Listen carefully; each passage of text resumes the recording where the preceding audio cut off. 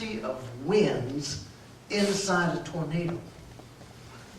Now, many of you think to yourself, well, that seems like a good thing to do, right? You can know if it's an F1, an F3, an F5. They decided to do this by, in a wind tunnel, they would create a tornado condition, and they would introduce chickens to it.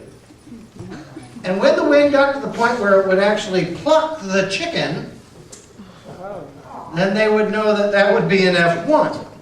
Chicken plucking, F1. Well, they tried this, and all they did was aggravate a whole bunch of chickens. So the final study just came out recently. It's taken them since 2012 to figure out that this is not a good idea. That based on the differences of chickens, and feathers and species and age and toughness and tenderness and those that you know, the feathers were coming out at different speeds. And they couldn't figure it out. So they have now scrapped it at the cost of over, what was it? $7 million. That's a lot of chickens.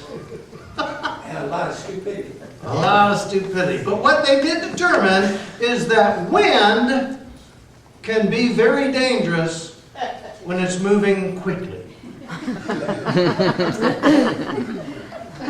Yay, America.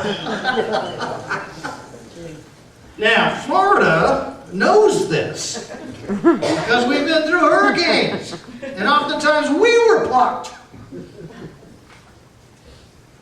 $7 million. And all the men were gathered in an upper room. And suddenly a great rushing. Now, there's a great debate here about that scripture. Because it says in the scripture that the men were up there, and I'm sure the ladies were too, and they were all gathered in one place, and there was a sound like the rushing of a great wind. It doesn't say there was a great wind. There was the sound of a rushing of a great wind. So the great debate was there a wind, or was it just the sound of such? And then, of course, the tongues of fire appeared and came down upon the head of each one of the apostles.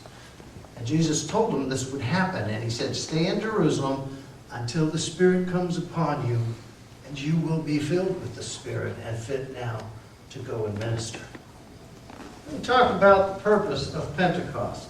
That's what we call it. Penta meaning 50, and 50 days is what it was since his ascension or whatever. And he promised the Spirit would come at that time, and of course it does. We're going to talk about that this morning and the power of God's wind. First, I want you to stand up one final time.